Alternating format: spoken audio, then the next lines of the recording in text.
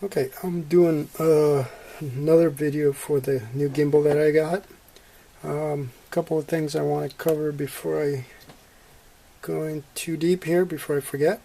Okay, so this is the top plate for the gimbal, and once you put the rubber pieces in, I noticed that the middle piece here basically touches the capacitor there. So you have to be very careful. I already tried it, all the different ways to do it, and so you'll have that touching in there. So I guess what I would recommend is to put some tape or electrical tape on here, just to, you won't do anything, but just to keep those from really hitting that. That's the first thing. Let me see, what was the other thing I wanted to cover on this? I know there's a couple, but okay. As far as the wires, this is the sensor on the bottom. I went ahead and put the sensor right there with the double-sided tape just to test it out. And as you can see, I put electrical tape. I use electrical tape to keep these wires nice and snug, because they're very thin and feel very fragile, and you know, if they're all loose, you kind of put your finger in and what do you call it, you can tend to pull them. So basically I just put them all together there. I put them through the back here, and then put them under the board, and then I went under here and under there. So that keeps them clear from here, but keeps them on the back. And I just put one cable tie right there to keep them clean, so it moves wherever it needs to move, so that's fine. Oh, I know what I wanted to say about this other piece. Because of the way this is mounted, you only have the bottom of the rubber pieces holding it. So what I would do or recommend is to put a wire tie on these. You don't have to tighten it, but just to keep them in place. Put one or two, one on each corner, or whatever you want, just to make sure that if those ever break, you won't lose your camera, or it won't be hanging, or you know, whatever. I'm trying to focus out or zoom out of here. But anyways, that's that, and now I'm gonna keep going with what I've been doing. So I managed to get the new software in here through the Arduino, and instructions, you'll see them right above on the thread that I just made. So I haven't done anything really major. It looks like this is one of the Martinez's board, and it uses that BCG software that you can use. Now the problem I've been having was, like, I couldn't figure out why it wasn't staying. Anyways, when you have like this, this is pretty heavy. So it dawned on me, and I thought, okay, you know what, let me put the camera on and see what happens. And what I found out is, I'm just using a regular, my 250 Heli 3S battery, and basically let me see, this is the front. So I put the board this way after watching a bunch of useless videos on YouTube. I finally saw somebody that had it like this. I thought, well, I'll try it. I don't know if there's a particular way on this, but make sure the motors are going to the left side when you're looking at it from the front.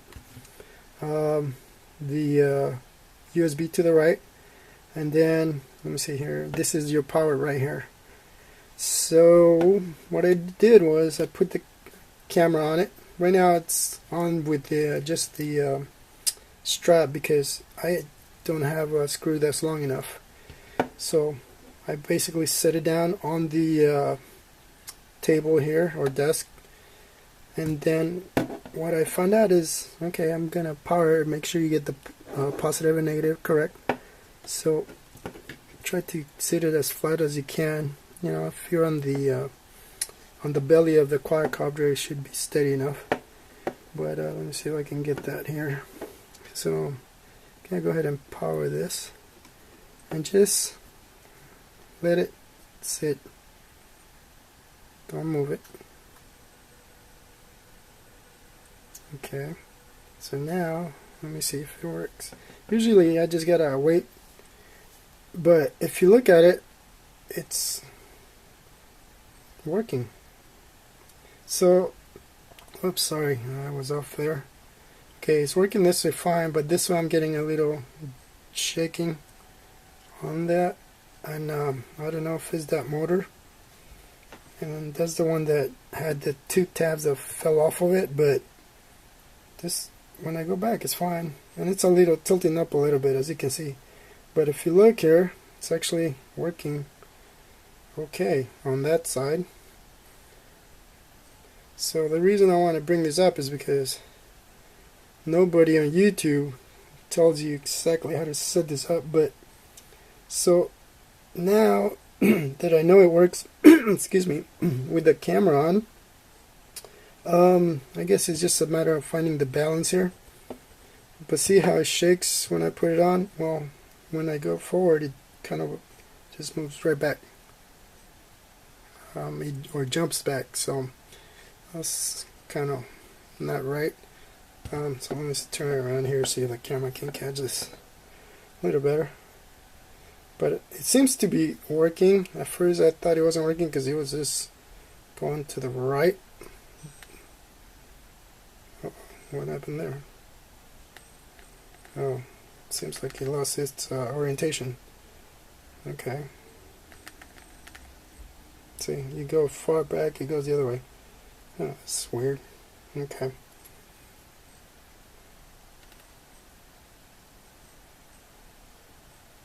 So I'm still having a few kinks, but at least I know the board's working. See that? I have no idea why it's doing that.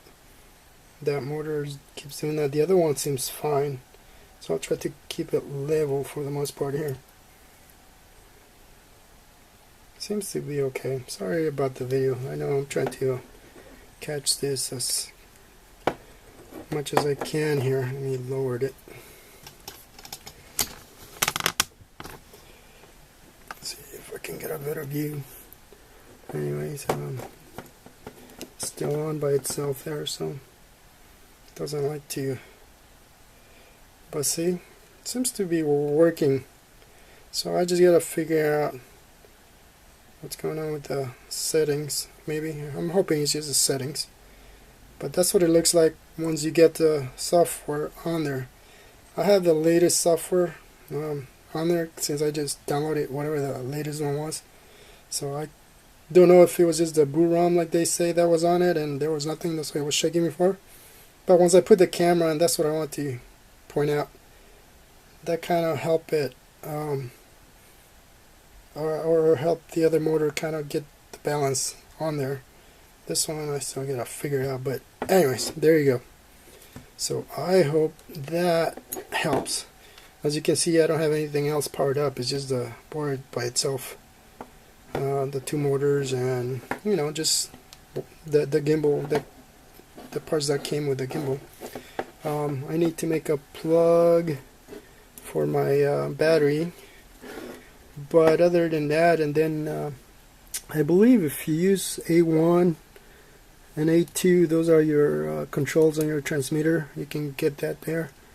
I haven't played with those yet, as you can see, but I'm kind of glad that I figure out what's going on there. So, you know, make sure you put a camera on there, kind of see if you can get a good balance on it, and then make sure you can go ahead and test it out that way, because if you don't, see how it goes down there.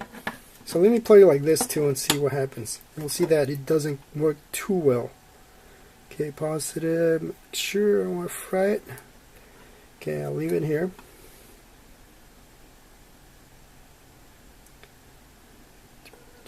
Okay, now that I know it's moving, see, it's falling off. That's why it's not balancing out, and this one just shakes. So it doesn't work correctly without an actual camera on it.